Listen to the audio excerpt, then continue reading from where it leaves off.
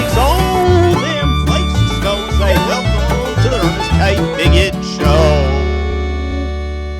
Middle initial K once, not 3 times, fool. Yo, buddy here, Ernest Bigot, and I want to bring you a chat and that was given at UC San Francisco by one of the great black nationalists of our time that to me mirrors very much the language that you might have heard out of my great-great-grandpappy, Nathan Bedford Forrest, way back in Georgia, Stone Mountain, back in the 1800s.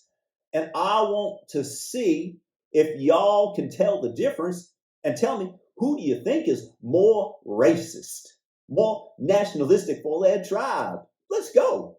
Whites are psychopaths, and their behavior represents an underlying biologically transmitted proclivity with roots deep in their evolutionary history.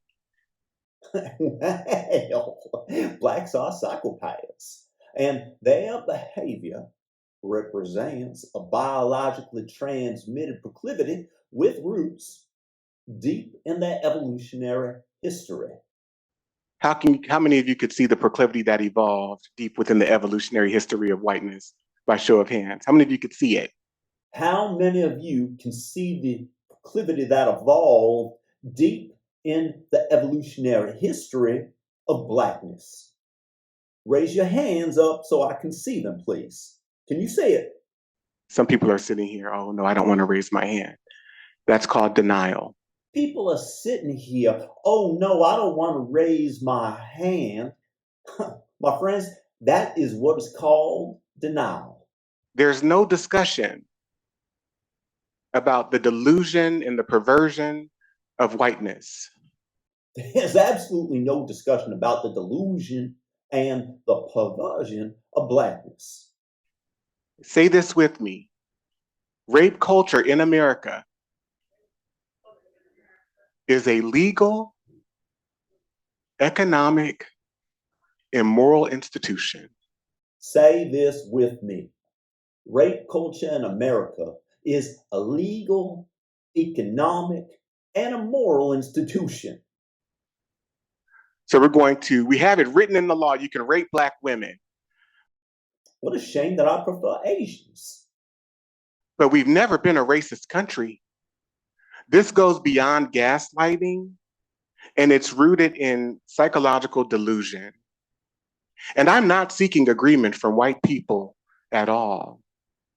I don't prioritize whiteness or white people in my work in that way. But we've never been a racist country. This goes beyond gaslighting and is rooted in psychological delusion. And I'm not seeking agreement from black people one bit, not at all. I don't prioritize blackness or black people in my work in that way. So turn to your neighbor and say, as much as we want to talk about how bad anti-blackness is, it is the foundation of all American, all white American institutions. So turn to your neighbor and say out loud, as much as we want to talk about how bad anti-whiteness is, it is the foundation of woke culture in America and all black American institutions. We then get to Ron DeSantis. He says, in Florida, we're taking a stand against the state-sanctioned racism that is critical race theory. We won't allow Florida tax dollars to be spent teaching kids to hate our country or hate each other, only to hate black people. We will invest dollars in that. We then get to Alvin Bragg, Letitia James, and Miss Fannie Pack Willis, who promised that in their jurisdictions, they would remove the blindfold from lady justice and prosecute anyone who they dislike for any reason, using the shield of their blackness to avoid criticism of the double standard that they are employing into law. This is a principled black stand in accordance to the critical race theory that they've been taught. We will use your tax dollars to fight you and employ such methods. I think whites are psychopathic. I think there are many lies, the level of lying that white people do that has started since colonialism. We're just used to it. I think blacks are psychopathic. There are many lies. The amount of lying that black people do that has started since yesteryear when African chieftains used to sell members of opposing African tribes to the Portuguese, and those who they couldn't even get money for, they just enslaved themselves. Teenagers, young people that are going out and committing home invasions and hitting women over the head with objects and stealing their purses. I want you to just say that's just human nature. You know, all those black teenagers that are going around and hitting people over the head and stealing from them, or just beating up Asians because, they are successful. That, my friends, is just called black nature.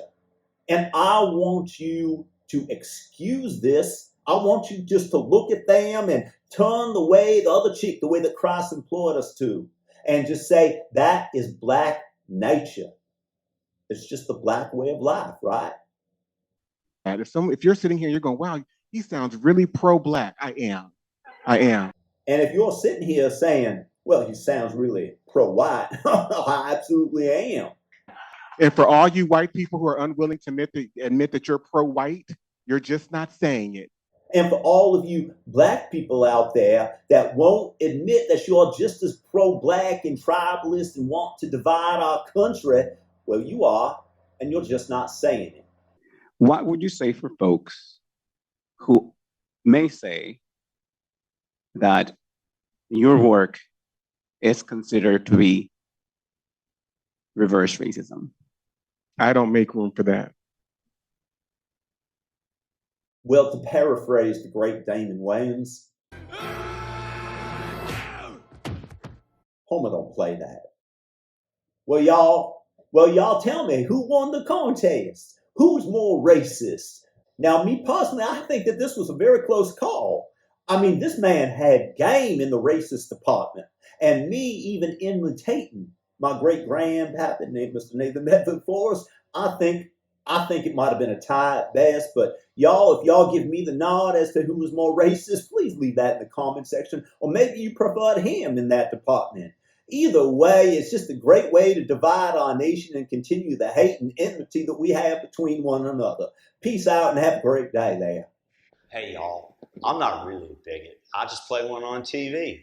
So thanks for watching. Make sure to subscribe, subscribe and share this video